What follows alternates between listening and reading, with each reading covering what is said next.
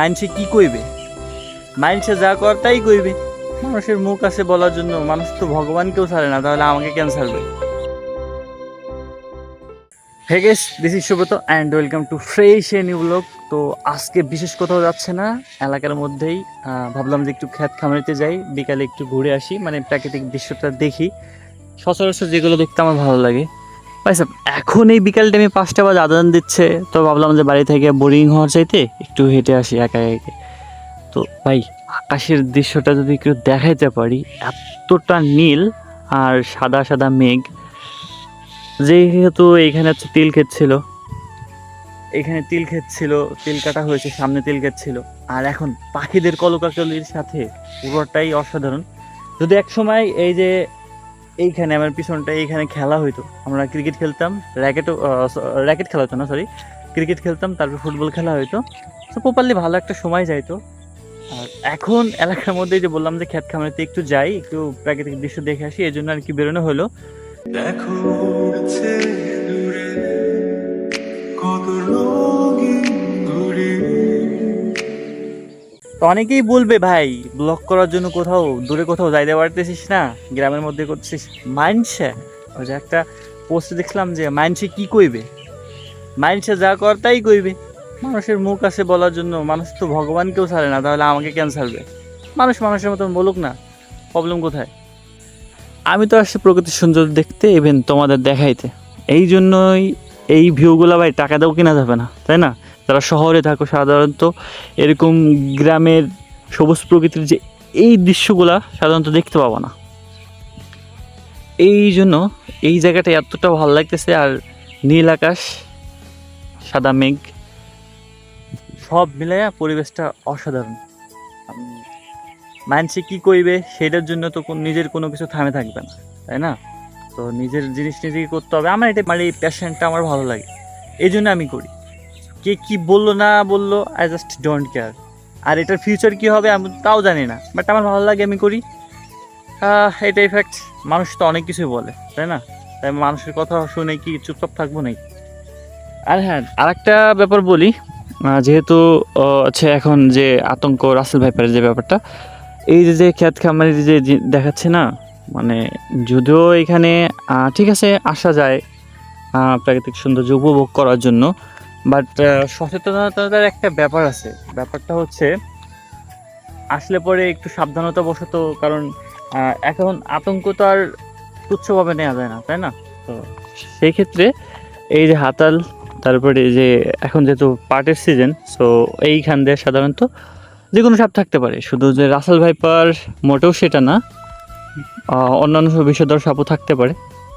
তো একটু be careful, মানে যারা আর কি ক্ষেত খামারিতে সাধারণত এভাবে থাকেন, কাজ করেন, তো তাদের ক্ষেত্রে এই কথাটা, রবীন্দ্রনাথ ঠাকুর সেই কথাটা, সেই গানের ছন্দটা মনে পড়ে যায়। তো আর ভাই, এই যে এই দৃশ্যের পাশাপাশি একটা জিনিস দেখাবো, চলো সামনে। সম্ভবত ধান চাষের জন্য এখানে ধানের যে চারা, মানে বীজ বপন করা হয়েছে এইখানটায় সারি সারি দিয়ে এখানে বপন করা হয়েছে। তো যখন এই ধানের চারাগুলো বড় হবে, তখন এইখান থেকে উঠাইয়া তারপর আলাদাভাবে যে জমি সেচ দেবে, তখন আর কি এইখানে করা হবে, বপন করা হবে, মানে আলাদাভাবে রোপণ করা হবে, এমন কিছু। এই হচ্ছে ব্যাপার। ভাই বৃষ্টি আজকে ভালো পরিমাণে বৃষ্টি নামছে, আর বৃষ্টিতে আমি আজকে স্নান করছি অনেকদিন পর। জানি না ঠান্ডা লাগবে কিনা, মনে হয় না। ঠান্ডা লাগলে ওই কন্ডিশনটাও বোঝা যেত। আর ওই জায়গাটা অনেকটা ভালো লাগতেছে, আমার সামনে যে জায়গাটা ওইখানে ভালো লাগতেছে। আর আমার ওই সাইডে হচ্ছে শ্মশান, আমাদের যে শ্মশানটা ওই সাইডে।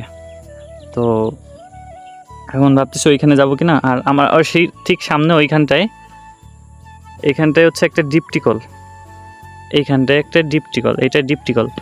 যখনই সেচ দেওয়া লাগে, বিশেষ করে গরমের মধ্যে যখন সেচ দেওয়া লাগে, ওইখান থেকে, ওই ডিপটিকল থেকে, তারপর আমার পিছনে আর একটা ওই সাইডে একটা ডিপটিকল আছে, এই ডিপটিকল থেকে অনেক খেতে আর কি সেচ দেয়, সেচ প্রকল্পের যে ব্যবস্থা সেটা এইখান থেকে করা হয়। তো আমাদের কৃষি প্রধান বাংলাদেশে অনেকেই হয়তো কৃষির যে ব্যবস্থাটা সেটা অনলাইনে দেখে থাকি ভাই। আমি বলবো যারা যারা হচ্ছে আমাদের জেনারেশন আছে অথবা যারা অনলাইনের মধ্যে অলওয়েজ পড়ে থাকে, তারা ভাই জানো আমাদের কৃষিকে জানো, প্রকৃতিকে জানাটাও উচিত আমার যতটুকু মনে হয়। তারপরেও যাদের ব্যক্তিগত ব্যাপার। তো গেছে একটা সময় দেখা যেত যে ছাগল গরু ছাগল মাঠঘাটেই বাঁধা হইতো বেশি, বাট এই জিনিসটা খুবই রেয়ার এখন। এইখানে দেখা যাচ্ছে 2টা ছাগল আর কি এখানে ঘাস খাচ্ছে। তো এই জিনিসগুলো খুবই রেয়ার হয়ে যাচ্ছে এখন দিন বাই দিন। এখন গ্রামে খুবই কম দেখা যায়, কারণ এখন খামারি সিস্টেম, ম্যাক্সিমাম বাড়িতেই খামারি সিস্টেম করছে, যে এখানে তাদেরকে ভুসি খাওয়ানো হয়, গরু ছাগল এদেরকে ভুসি অথবা ঘাস, যে বিদেশি ঘাসগুলো আছে ওই ঘাসগুলো কিনে নিয়ে তারপরে খাওয়ানো হয়। তো ওই জিনিসগুলো এখন সচরাচর হয়ে গেছে। এখন এই জিনিসগুলো খুবই রেয়ার, মানে এই যে মাঠে ঘাটে যে সাইডে দিয়ে ঘাস খাওয়ানো, এটা খুবই রেয়ার, নাই বললেই চলে।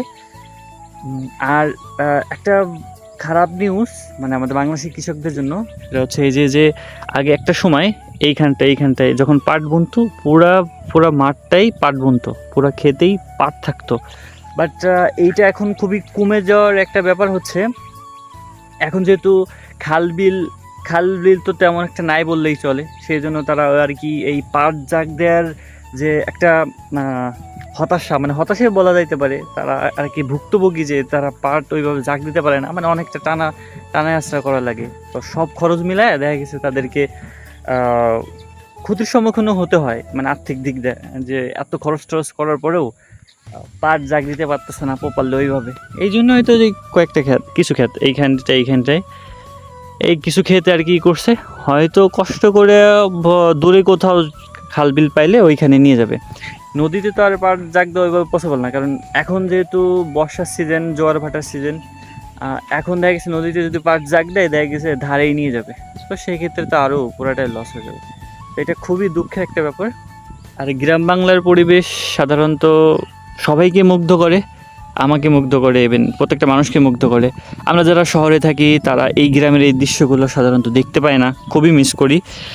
যারা গ্রামে থাকি তারা হচ্ছে উল্টাটা করি বলতে কি, যে এই যে আমার কথাই বলি, আমি অথবা আমাদের ব্যাচে যারা ছিল, তো ম্যাক্সিমাম তো কাজ করে, আমি আপাতত বাড়িতে আসি।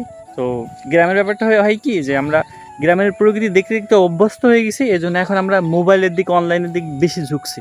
আর শহরে যারা বসবাস করে তারা তো ওই অনলাইনের ব্যাপারটা তো আছেই, কিন্তু আমার মনে হয় তারা আর কি প্রকৃতির এইভাবে কাছে আসার চেষ্টা করে, প্রকৃতির যে সৌন্দর্য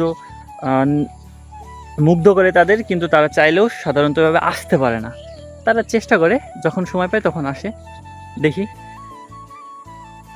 এই হচ্ছে ব্যাপার। তো সারাদিন অনলাইন ঘাটাঘাটির চাইতে একটু বের হই। আর গ্রামে সাধারণত বের হইলে এই যে বাড়ি আসি, অনেক মানুষ অনেক কিছু বলে, তো সেইগুলো আপাতত আমি কান দিচ্ছি না, কারণ মানুষ সাধারণত ভালো কিছু করলেও বলবে, খারাপ কিছু করলেও বলবে, এটা মানুষের একটা হ্যাবিট। তো ওই কথায় কান দিলে হবে না। প্রকৃতির যে সৌন্দর্যর উপভোগটা নিলাম, মানে প্রকৃতির যে সৌন্দর্য উপভোগটা নিলাম, এইটাই আমার কাছে এখনকার জন্য ভালো লাগা, আর তাছাড়া কিছু না। যাই হোক, আজকে ভিডিও এই পর্যন্ত। ভালো লাগলে লাইক, কমেন্ট, সাবস্ক্রাইব করে সাথে দেখো। ধন্যবাদ সবাইকে, দেখা হবে পরবর্তী কোনো ভিডিওতে।